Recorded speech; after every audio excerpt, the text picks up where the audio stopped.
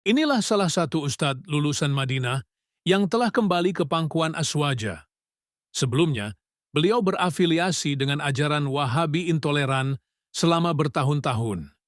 Namun setelah beliau mengenyam pendidikan di Madinah, justru beliau mendapatkan hidayah Allah, kembali ke Ahlus Sunnah wal Jamaah, dan tidak mengajarkan faham Wahabi. Semoga beliau selalu diberi keistiqomahan dalam memegang teguh ajaran Ahlus Sunnah wal Jamaah. Silakan Pak. Mikrofon.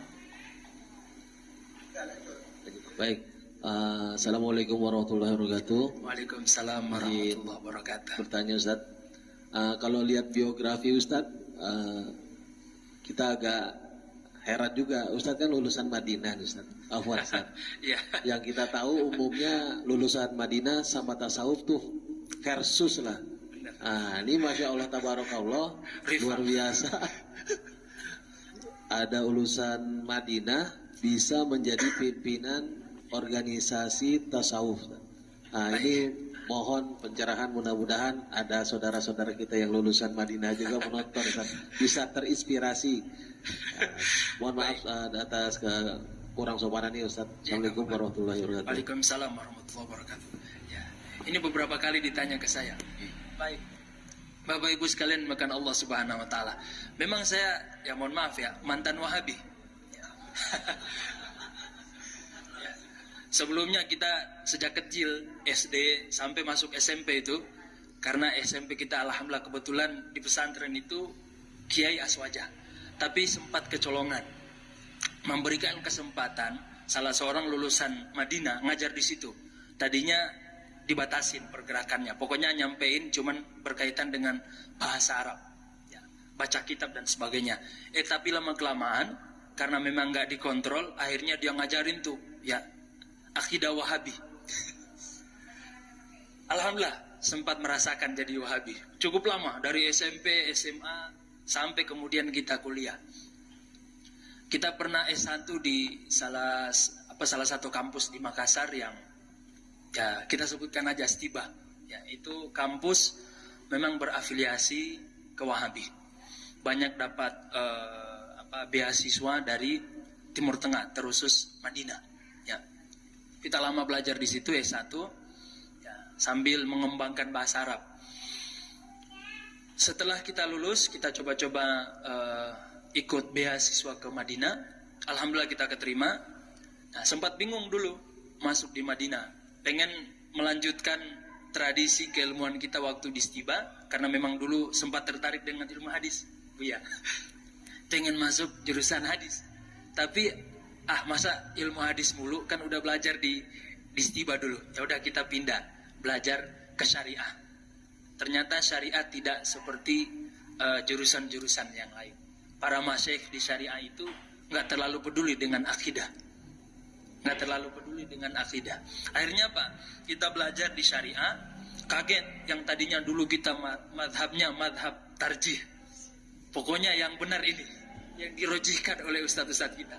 Kaget diajarkan oleh para masyayikh kita, apalagi kitab dasar, kurikulum kampusnya itu Bidayatul Mujtahid.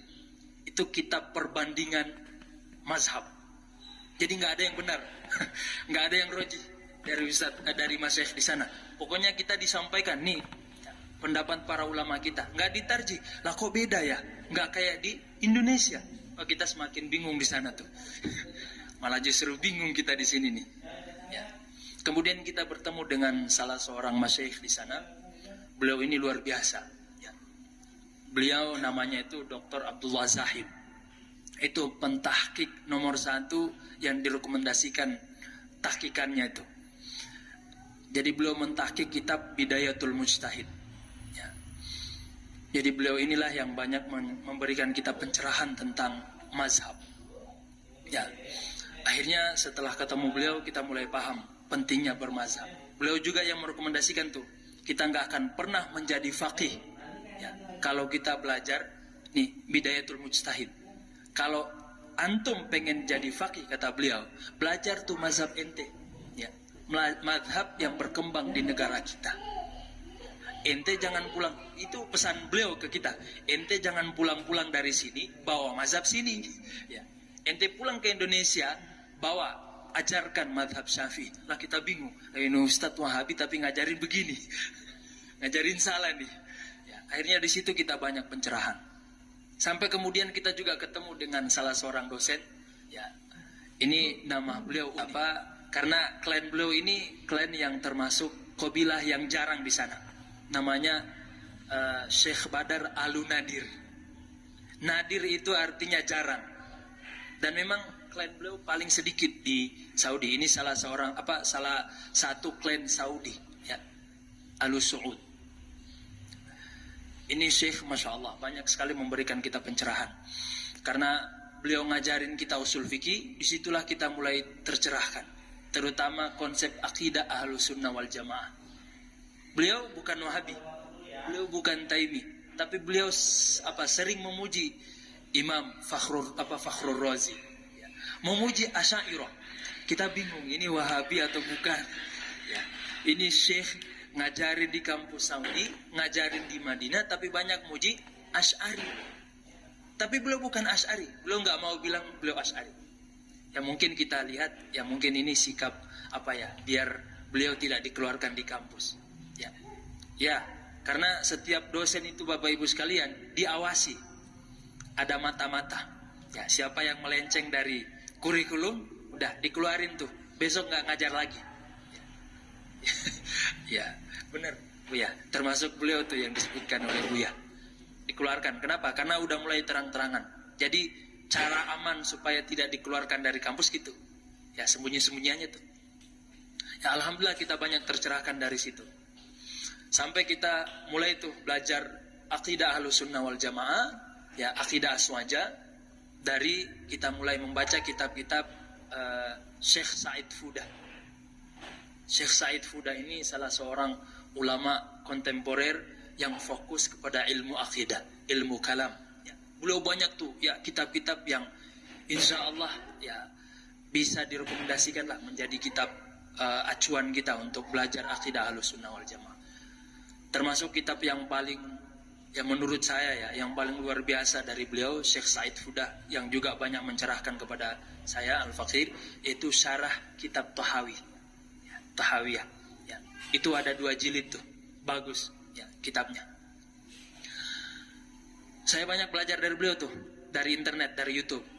Akhirnya kita coba cari grup-grup yang bisa terhubung ke beliau. Alhamdulillah kita enggak sampai khatam, tapi lumayan banyak membahas atau mengkaji dengan beliau kitab Tahawi itu, syarah Tahawi. Sampai kemudian kita jadi debat jadi suka debat. Ya. Kita jadi suka debat karena ya memang konsekuensi belajar akidah begitu, suka debat dan sebagainya. Dikit-dikit debat dan sebagainya.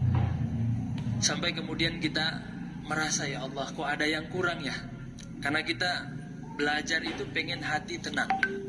Kita belajar itu pengen berbenah diri, bukan untuk menjustis orang. Ya siapapun yang enggak, pokoknya kita komentari. Akhirnya kita coba sedikit demi sedikit minta rujukan dari para masyaikh, teman-teman sekalian, walaupun kita masih taimi waktu itu, belum murni